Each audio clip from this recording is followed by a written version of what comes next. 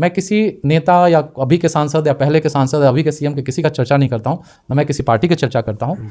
मैं क्या सोच रहा हूँ, मेरे दिमाग में, मेरे जहन में क्या चल रहा है, मैं क्या कर सकता हूँ, मैं क्या करूँगा, इसकी मैं चर्चा करता हूँ। क्योंकि आप जिसके बारे में चिंतन करेंगे धीरे धीरे आप उसके जैसा बन जाएगा। तो ये बड़ा ख़राब स्थिति होगी, आप 5G से 2G बन जाइएगा, आप 2G से 5G बनिए, इस दिशा में और उससे आगे बढ़िए, ये आपका चॉइस होना चाहिए। और आज मान लीजिए इतना लोग यहाँ पे बात को, चर्चा को ध्यान से सुन रहे हैं। इंस्पेक्टर साहब भी आ गए, फुटबॉल मैच में भी थे हम लोग के साथ, तो इससे पता चल रहा है कि लोगों को मज़ा आ रहा है। और यही मेरा आनंद का सबसे बड़ा सोर्स भी है, आधार भी है। और आज हम चाहते हैं कि हमारे क्षेत्र में जो लोग हैं, जो युवा हैं, वो शिक्षित को सपोर्ट करें।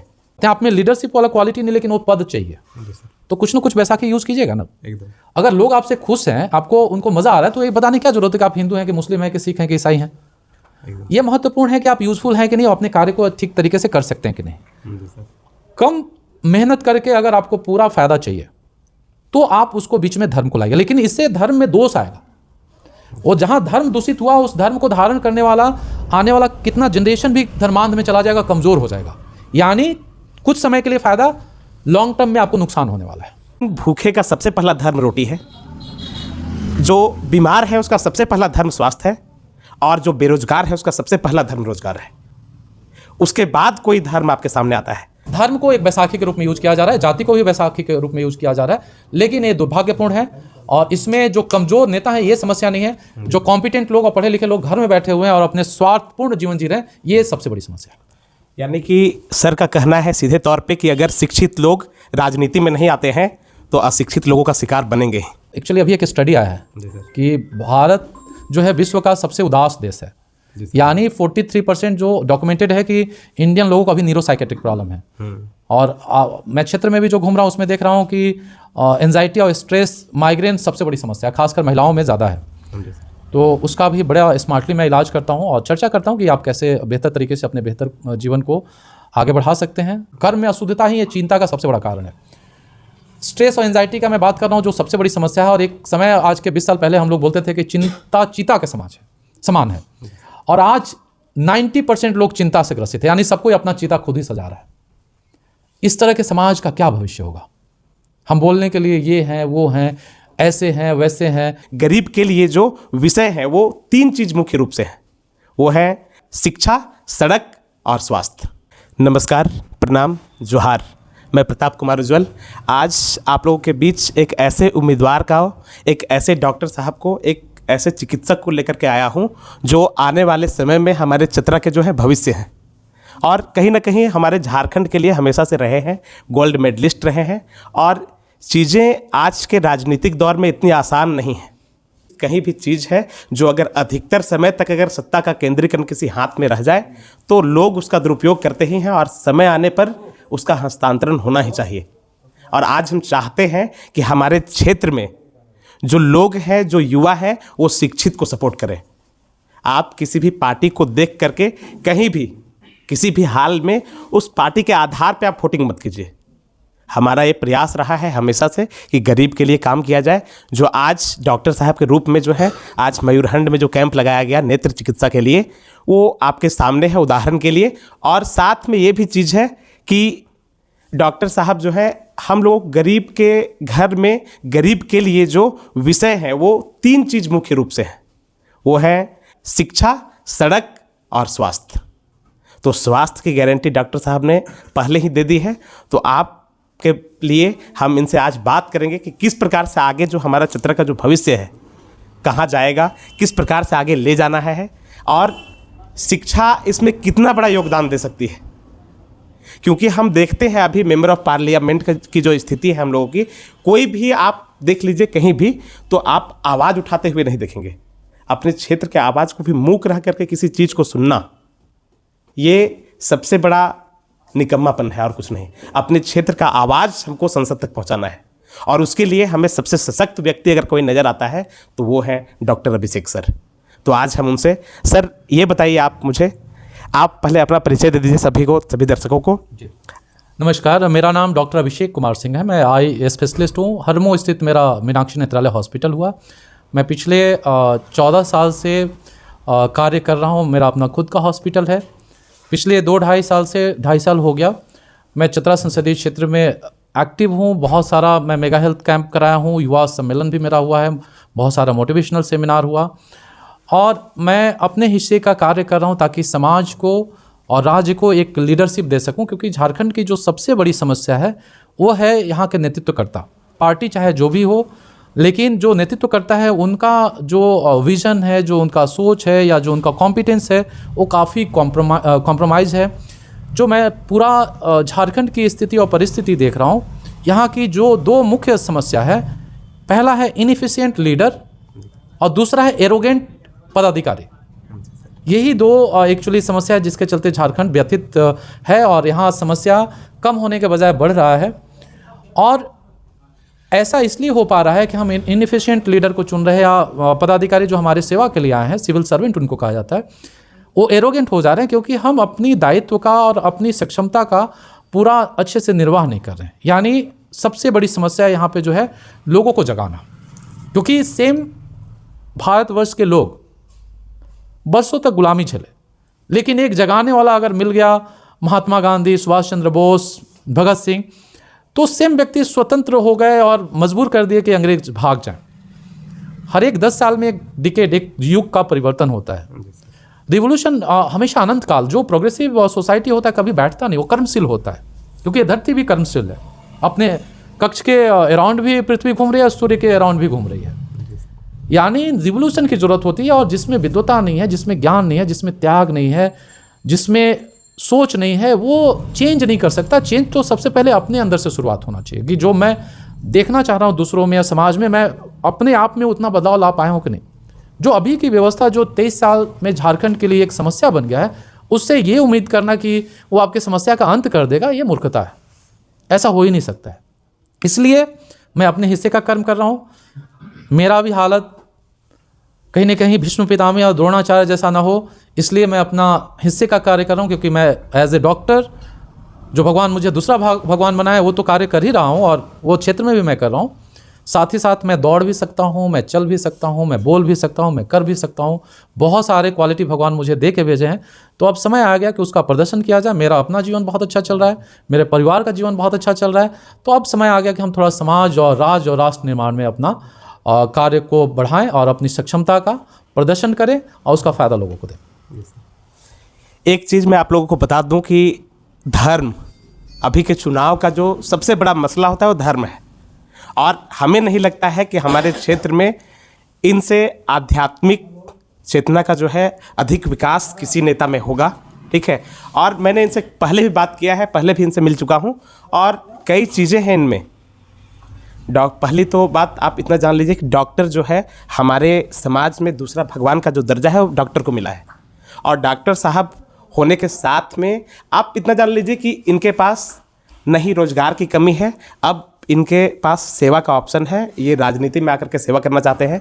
और दूसरा चीज़, मैं धर्म का बात कर रहा था, तो धर्म आपके लिए सही है, लेकिन एक बात पहले जान लीजिए, सभी से कहना चाहता हूँ मैं कि धर्म भूखे का सबसे पहला धर्म रोटी है, जो बीमार है उसका सबसे पहला धर्म स्वास्थ्य है, और जो बेरोजगार है उसका सबसे पहला धर्म रोजगार है। उसके बाद कोई धर्म आपके सामने आता है। तो सर आप ये बताइए, धर्म पर ये बताइए, धर्म कितना रोल अदा करता है हमारे जीवन में, और ये इस चुनाव में कितना अदा करेगा? देखिए, धर्म बहुत महत्वपूर्ण चीज़ है जी सर, लेकिन धर्म का अगर आप किसी भी चीज़ का उपयोग कीजिएगा, एक लोहे से आप स्कैल्पेल भी बनाते हैं जिससे ऑपरेशन होता है, लोगों का जीवन बचता है। जी सर। उसी लोहे से तलवार बनाइए तो आदमी को जीवन खत्म भी कर सकता है। धर्म का अगर आप सदुपयोग करेंगे तो आपको ये सजगता देगा कि मुझे क्या करना चाहिए, क्या नहीं करना चाहिए। जी सर। आपके कार्य करने का जो संवेदना है, सजगता है, वो बेहतर हो जाएगा और आप एक उपयोगी इंसान बनिएगा। लेकिन आप अगर कमज़ोर व्यक्ति हैं या कमज़ोर नेता हैं या कमज़ोर पार्टी हैं तो आपको बैसाखी की ज़रूरत पड़ेगी। जी सर।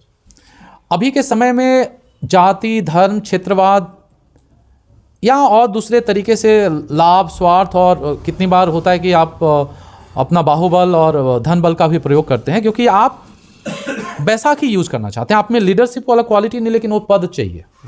तो कुछ ना कुछ बैसाखी यूज़ कीजिएगा ना। एकदम। अगर लोग आपसे खुश हैं, आपको उनको मज़ा आ रहा है, तो ये बताने क्या जरूरत है कि आप हिंदू हैं कि मुस्लिम हैं कि सिख हैं कि ईसाई हैं।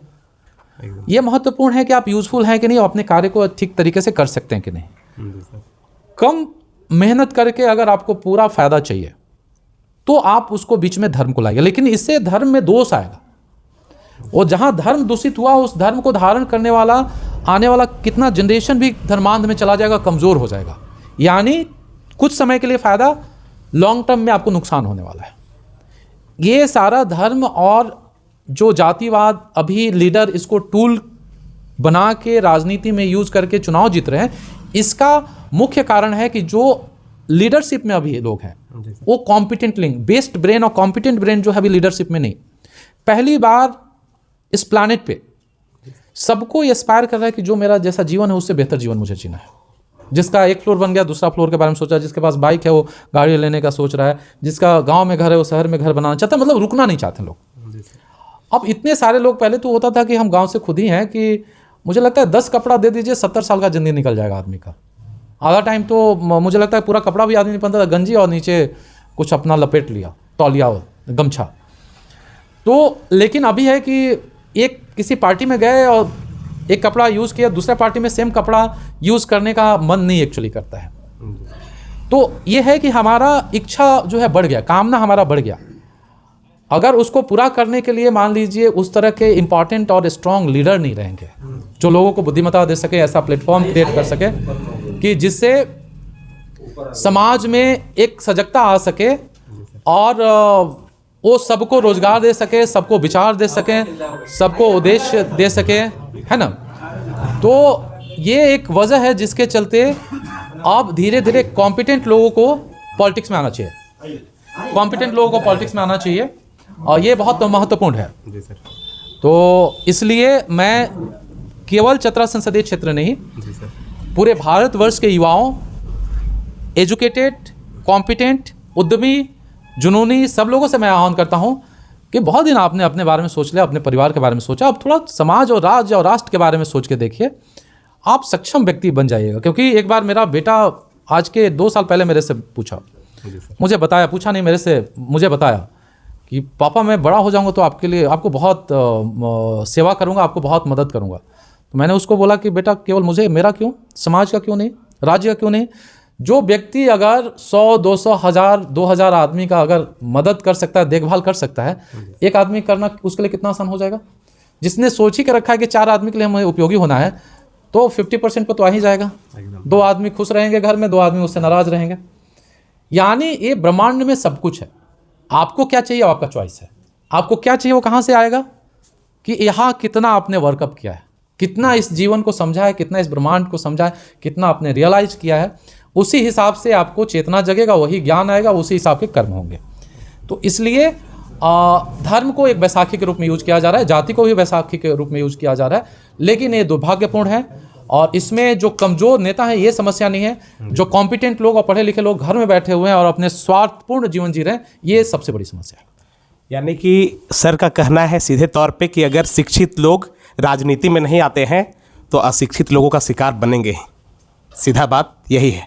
और एक चीज़ और है कि अभी तक अगर मैं सर की तुलना अगर अभी के जो एमपी हैं उनसे करूं तो यही चीज़ सामने आता है कि हनक सत्ता के सच सुनने की ताकत बेच देती है, हया को, शर्म को आखिर सियासत बेच देती है, निकम्मेपन की बेशर्मी अगर आँखों पे चढ़ जाए तो फिर औलाद पुरखों की विरासत बेच देती है। और इसी के साथ मैं एक बार एक चीज़ आग्रह करूँगा सर आपसे कि आपकी बातें जो है, आपका वक्तव्य जो है, और एक प्रखर वक्ता के तौर पे हम लोगों के सामने भी सर हैं, तो मैं चाहूँगा कि हमारे क्षेत्र में भी एक बार आइए और मैं चाहूँगा कि आपका जो है स्वागत कर सकूँ अपने क्षेत्र में। इसलिए मैं अपना क्षेत्र में तो मैं गया ही हाँ आए हैं, लेकिन फिर से हाँ एक कैंप लगाना चाहते हैं जिसमें आम लोगों से मिला सकूँ। उस बार खिलाड़ी थे, लेकिन आज मेरा प्रयास ये रहेगा कि वहाँ के आम लोगों से आप मिल सके और वहाँ के आम लोगों के लिए कुछ संदेश जो है आज ही जारी कर दिया जाए। आपके द्वारा था, आपके यहाँ पे उस दिन प्रोग्राम था डांडिया वाला सिंधवारी में। तो अब अपने कौशल और जो मैं जिस चीज़ का बेहतर प्लेयर हूँ, एज ए डॉक्टर मेरा काम है कि समाज में लोगों को स्वस्थ रखो और बीमार ना पड़े, ये ज़्यादा अच्छा चॉइस है इन कंपेरिजन कि आप बीमार पड़ के दवा खाएं, वो अपने आप में एक लाइबिलिटी है। मैं लोगों को ये सजगता देता हूँ कि आप कैसे बीमार ना पड़ें ये एक बहुत महत्वपूर्ण चीज़ है। और अभी जो बीमारी है उसका तो हम लोग इलाज करेंगे ही। और उसमें एक्चुअली अभी एक स्टडी आया है कि भारत जो है विश्व का सबसे उदास देश है। यानी 43% जो डॉक्यूमेंटेड है कि इंडियन लोगों को अभी न्यूरोसाइकेट्रिक प्रॉब्लम है। और मैं क्षेत्र में भी जो घूम रहा हूँ उसमें देख रहा हूँ कि एंजाइटी और स्ट्रेस, माइग्रेन सबसे बड़ी समस्या है, खासकर महिलाओं में ज़्यादा है। तो उसका भी बड़ा स्मार्टली मैं इलाज करता हूँ और चर्चा करता हूँ कि आप कैसे बेहतर तरीके से अपने बेहतर जीवन को आगे बढ़ा सकते हैं। क्योंकि मैं खुद भी 42 किलोमीटर मैराथन अभी दौड़ा हूँ 27 मार्च को। 380 किलोमीटर का पद यात्रा पिछले साल किया था 7 डेज में। पहला दिन 70 किलोमीटर मैं चला था। एक बार मैं खाना खाता हूँ। As a doctor, as a human being मैं लोगों को बोलता हूँ था गलती ढूंढ के दिखाइए। तो ये सारा माइंडसेट, ये जो थॉट प्रोसेस है, मैं अभी वाला जनरेशन और आने वाला जनरेशन के अंदर डालना चाहता हूँ। उससे वो खुद ही सबसे बड़ा जो आदमी के दिमाग में जो चिंता या द्वंद्व पैदा करता है, उसके जो कर्म में जो अशुद्धता होता है वही उसके अंदर चिंता पैदा करता है, वही आधार है। कर्म में अशुद्धता ही ये चिंता का सबसे बड़ा कारण है। स्ट्रेस और एंजाइटी का मैं बात कर रहा हूँ जो सबसे बड़ी समस्या है। और एक समय आज के 20 साल पहले हम लोग बोलते थे कि चिंता चीता के समान है। और आज 90% लोग चिंता से ग्रसित है, यानी सब कोई अपना चीता खुद ही सजा रहा है। इस तरह के समाज का क्या भविष्य होगा?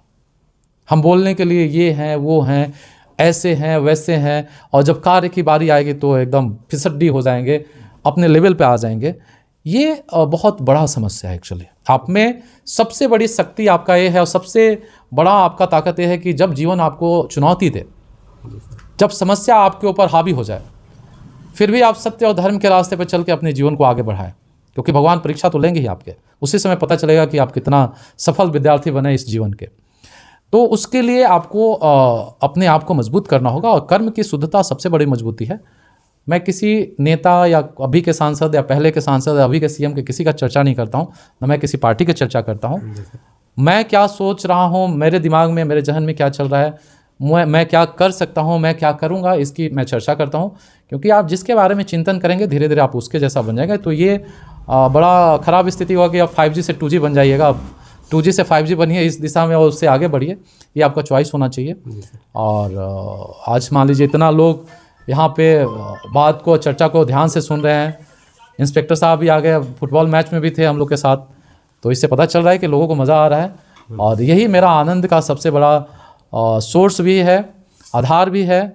नहीं तो आप मान लीजिए लगातार कार्य कीजिएगा, आपका ऊर्जा का क्षय नहीं हो रहा, मतलब लोग ऊर्जा दे रहे हैं आपको। अपने जो उनका गुड विशेज़ है, जो दुआ है, ब्लेसिंग है, वो आपका इमोशन में बहुत बड़ी शक्ति होती है। आपको थकने नहीं देगा, आपका ऊर्जा का विस्तार होगा और उसमें आपको आनंद भी आएगा। और जितना लोगों के आनंद का और तनाव कम करने का कारण आप बनिएगा, आप भी आनंदित होइएगा। मतलब मुख्य रूप से आप लोग ये जान सकते हैं कि सर का ये कहना है कि सेल्फ मोटिवेशन, जो आत्मशक्ति है अपने अंदर का, उसको जागृत कीजिए। वो आपके लिए, आपके शरीर का जिस प्रकार बुखार में रोग प्रतिरोधक क्षमता काम कार्य करता है, उस प्रकार कार्य करेगा। बाकी बात और लोगों के द्वारा जो मिला हुआ आपके अंदर शक्ति है, वो आपके लिए पैरासीटामोल है। तो उसको छोड़ दीजिए, सेल्फ मोटिवेशन को अपने अंदर लाइए। और सर एक चीज़ आज आप ये भी बता दीजिए कि हमारे क्षेत्र में कब आ रहे हैं?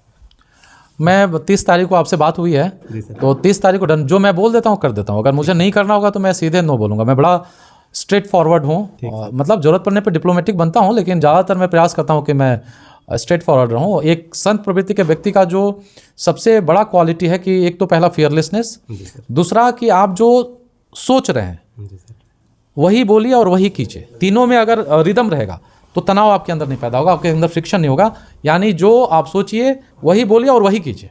तो मैं अगर बोल दिया कि 30 तारीख को मैं सिंधवारी में रहूँगा, मतलब रहूँगा, है ना। ठीक है, धन्यवाद फिर से, नमस्कार। और आप सबों का धन्यवाद सर, आप लोग कोऑपरेट करने के लिए। धन्यवाद सबको।